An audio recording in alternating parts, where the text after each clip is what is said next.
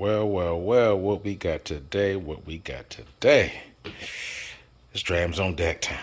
I want something that's sweet, smoky, meaty. What we got right here?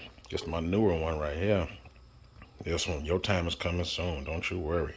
We gonna get all in this one. This one right there is a keeper. Coming out of Baltimore right there.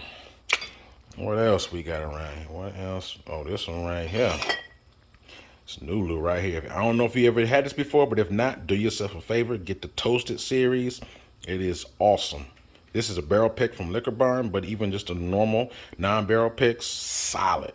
So just put this on your radar if you haven't already. But today I want a little something, a little smoky. The only thing I can see is this bad boy right here. Yes, it is. Yes, it is. We got the Laphroaig on deck for review. What is this here? Sherry Oak 10-year. Sitting at 48%. Yes, it is. Yes, it is. This one right here should be a good one. I'm a Laphroaig fan if you don't know. So there's a little back of the bottle. Like I said, I think this is a newer release because I haven't seen this for at least for the past year. So anyway, we'll dive all into it. You see what time it is. It's going to be a good one, y'all. Right here. Laphroaig Sherry Oak 10-year on deck for review. Let's go. What's going on, baby? You see what time it is. Drams on deck.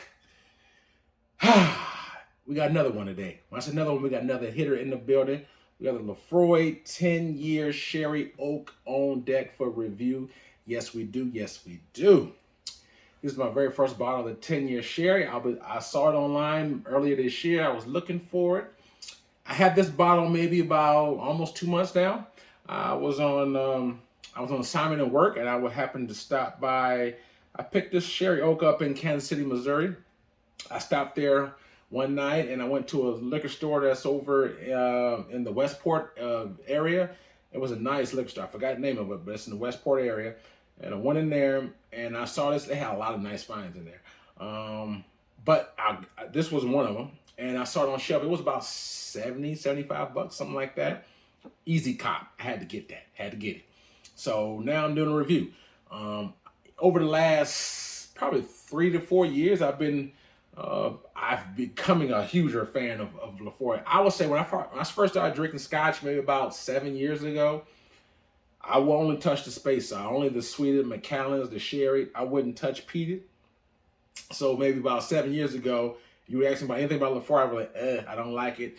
Now, I mean, shoot, it's one of my go-tos. I love it. So that's just part of my evolution over the years of always trying different things. Even when I thought I didn't like something, I try it. Like I used to didn't like rye bourbons. Now I like rye.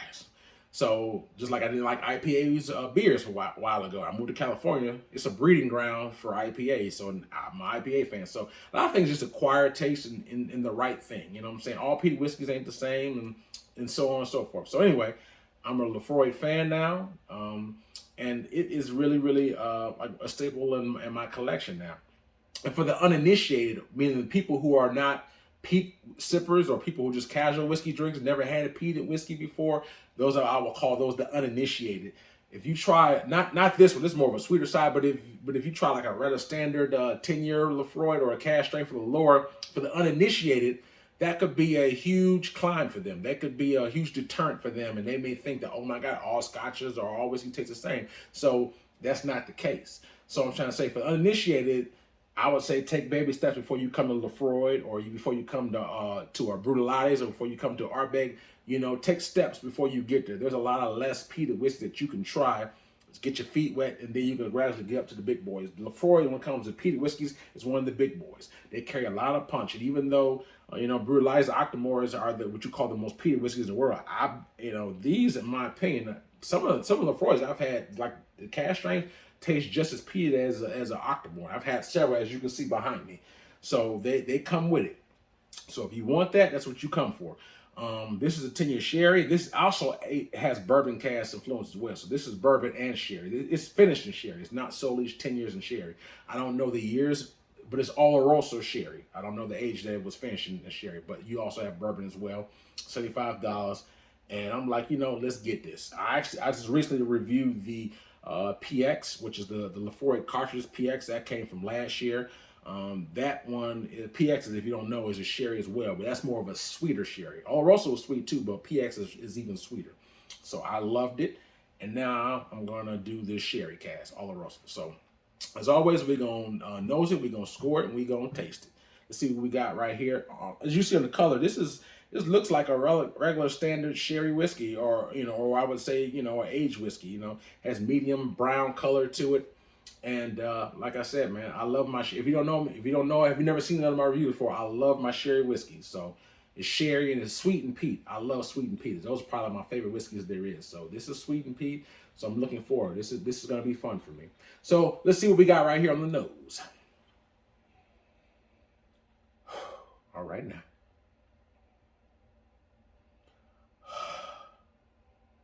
So you pick up a nice wallop of wine, you get a sherry influence, you get oak, you get the medicinal notes, like I said, herbalness.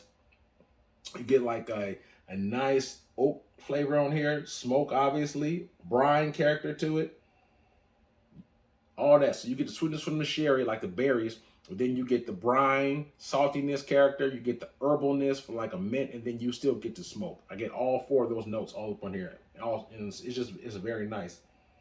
Not bad at all.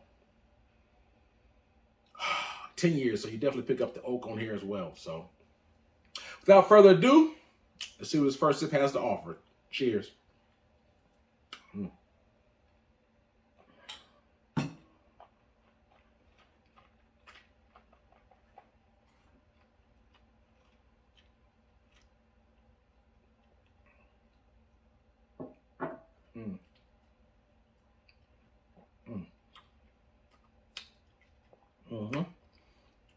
This is 48% alcohol, so it's not quite cash strain, but it's pushing 50%. So you do pick up a little bit of heat on here, but it's not. If you're someone who sips neat, that's nothing unbearable. Someone who, if you sip mixed whiskeys, or you always put icing things down or watering it down, and 48% could be hot for you. So just keep that in mind. It depends upon what your preference is and what your experience in sipping neat whiskeys is, and in addition to peated whiskeys. So. But then I always like to take 2 sips. The first sip kind of opens my palate to the ABV. The second sip kind of saturates my palate. I can dive deeper into the notes for you. So one more quick sip.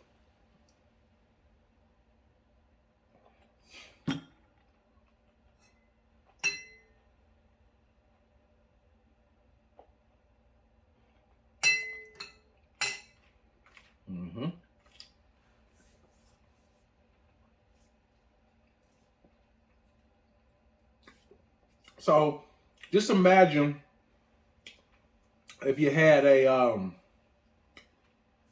Laphroaig 10Yr, right? Slightly higher ABV, but with sherry, light hints of sherry on it. That's what I'm picking up. So you still get the medicinal, you get the brine, you get the campfire ash, the rubber. That's all classic Laphroaig, right? Because it's like I said, it's pretty much what you would call a 10-year, but it's aged in sherry casks. So I'm picking up, it tastes like standard 10-year Laphroaig to me, but with this nice sweetness to it. It's not like a sherry bomb. It's not super overly sweet in my opinion. It has a nice amount of sweetness to it, but not overly sweet. So for all you peat heads, you're gonna love that fact that you get a little bit of I would call it an accompaniment of sweetness from the sherry, but it doesn't overtake it. I still pick up a good amount of the peat. You still get the vanilla. You still get the, like I said, the medicinal notes, the brine. Like I said, just think of a slightly stronger 10-year, but with a little bit of that sweetness from the sherry, which imparts a little bit of like the berry flavor, the wine and characters to it. If I had to guess, I would say this has probably been aged no more than 2 years, if that. On Oloroso. Again, I don't know that. I'm only just going off of educated guess of what I've tasted. But I would imagine it's been spent no more than 2 years in some sherry casks. That's my guess. But all in all, I like the fact that you still get a good amount of peat, but with this a little bit of sweetness from the sherry. It's not overly. Now I will say that last year, for example, this is the cartridge from 10-year. This is a 59% cartridge PX. This was a lot more sweeter. It has less peat and more sweetness on this one than that one. I like them both, but I like this one more because I just love the PX. is a couple notches sweeter than Oloroso. If you don't know, it's PX is Pedro Menez is a dessert wine which is very sweet. So because of that, it carries a lot more. You get a lot more sweetness with that. For using that for example, that PX than you do this one. This is more has some dryness to it, but I still like it because it has the brine, the medicinal, it has all the good notes from a traditional 10-year, albeit cask strength or just traditional entry level 10-year. But you get a medium amount of the sherry in there, not a heavy, but a medium amount. With the PX, you get more of a heavy amount of sweetness. I like them both, but I probably like that one a little bit more. Just use that for example, because I'm someone who tends to lean a little bit more on the sweeter side. So by law, I still enjoy this just the same. And if you saw when I took my second sip, I added some drops of water. It's 48%, so it's not cask strength, but I did want to see if water imparted any different flavor profiles in it. So that being said, let me take one quick sip of water, and I'm going to score it for you guys.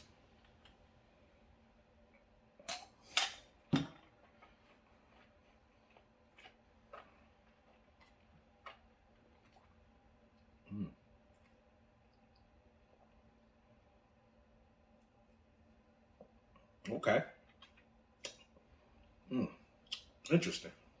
With the water, there's a change. There's been a change right here. I add a decent amount of water, and with the water, you get more of that sherry and note on it. Before I added the water, it was probably maybe 60% traditional 10-year cask strength and 40% of the sherry. With the water, it kind of flipped to more like 70-30. So I get like more of that sweetness, their berry flavor, like a little bit more of a prune, a date, and that's stepping in the forefront. And I don't get as much as that campfire ash as I put in the previous note pre-water.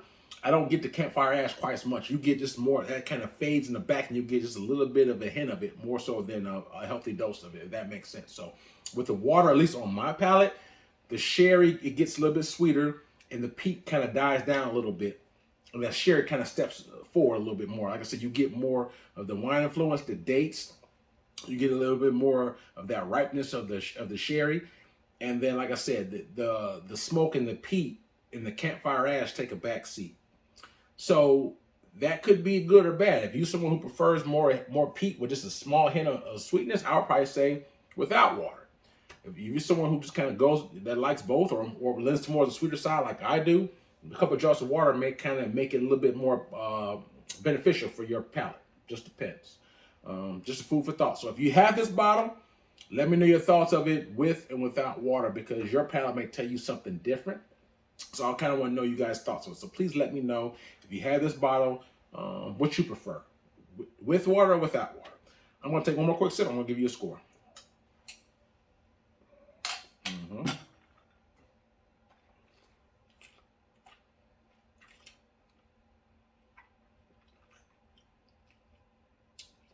Oh yeah, definitely sweeter with the water. More the same, dates, berries, a wine character. You get a little bit of the brine, with decent amount of brine. You get a little bit of lemon, but the ash and the campfire take a back seat. And when you're on finish, that's when I pick up the campfire and ash. But when I swirl it around, you get nothing but the dates, the sweetness. You can still get a little bit of the herbalness too. Like I said, I meant earlier, you get that too. With the, like I said, the dates, the sweetness of the Oloroso sherry, sweet oak, and then as it goes down the hatch, you get a little bit. That's what, like I said, it fades, but you still get a little bit of the brine and the campfire ash and the rubber on the finish with the water. Still all in all good. So without water, more campfire ash. With the water, you get more of the sherry note. So just a matter of what you prefer. So. Like I said, if you want them more peaty, don't put water in it. If you want them more sweet, add water. So 75, 80 bucks. I think the most I've seen is like 80 something bucks. So it ranges anywhere from like maybe 65 to 85 in that ballpark. What I bought this for was like in the medium, 70, 75. So good stuff. I enjoy it. I wouldn't mind picking up another bottle if I saw it. But like I said, I got a couple bottles of the PX cartridge, which I like a little slightly more than this. But like I said, I'm not as a comparison. So I'm not sure. Plus, I still have a PX travel exclusive that I had. I never reviewed it because it's a travel exclusive. They don't even sell that particular bottle, which came in a liter. in the United States. I got it on what's it, Whiskey World. So that's something you only get like at a duty free or something like that. So that's why I did a review. I might actually, now that I'm thinking about it, I may do a review for it, just put it on my Instagram page. But anyway, beers and May, Dram like his sweets. So anyway, I like my sherries and all that. So this is a good one. This is the easy cop. Buy another bottle, absolutely. I like it, man. So I'll score this 1 out of 10, 10 being the best for me. Drams on deck. The Laphroaig 10-Year Sherry Oak. Like I said, man, I enjoy it, man. If I had to give this a rating, I give this an 8.5. So 8.5 out of 10 for me. Very good score. 8.5 out of 10. I enjoy it. It's out the door with price, availability, everything. I think it's reasonably priced, so I think the price is fine for it. It's 10 years, and the sherry, I think it's fine for $75. And then availability, at least at most Total Wines I've been going to, I've been seeing it more and more often. Not just Total Wines, but other stores too. So I think everything is good, man. It lines up just well. So to me, it's just like if you like the regular 10-year cash thing, or entry level 10-year, and you just want to add just a little bit of more sweetness to it, or a decent amount of sweetness to it, this is the way to go. You know, if you don't want to, if you want to keep the sweetness at the minimal, don't add water. If you want to pick it up just a little notch, add water. So all in all, it's a good one for me. I enjoy it. 8.5 out of 10. Hope you enjoyed it. So if you saw this in the aisle, you had maybe a little lower or other stuff, you never had the sherry cask. Hopefully, to give it this parts a little bit of a picture of what it may taste like. You know what I'm saying? You're still on track with the regular 10-year, but you're going to add a little bit more sweetness into the sherry. And I think that's a good thing for me. Anyway, please hit the like button, hit the subscribe button, like and subscribe for free. I also have an Instagram page, as I said earlier, and also have a Cash App, Patreon. If you do choose to support, just $5, $10, anything to help the channel grow, that's greatly appreciated. And I like doing this, man. Please hit me in a comment when you see this. I want to know your thoughts and opinions on not just this 10-year, but others. Look for that. I want to know your opinions. I like interacting with you guys. You're my drinking buddies, and that's the part that makes it the most fun. I want to get you guys' reaction, good, bad, or different, of these reviews. So hopefully it's helpful for you if you never had it, especially if you never had it, because that may help you buy a bottle. It may keep you away from it. You may say, you know what, I don't want no sherry with my peat. I want straight heavy peat. So whether you buy it or don't buy it, if you were curious about it, hopefully it can help you either way. So hope I'm doing that. So anyway, like I said, if you have any questions, I'm always available, man. Hit me up, man. So signing out, stay tuned. We got a lot more hot reviews coming your way. Drams on deck, yes sir.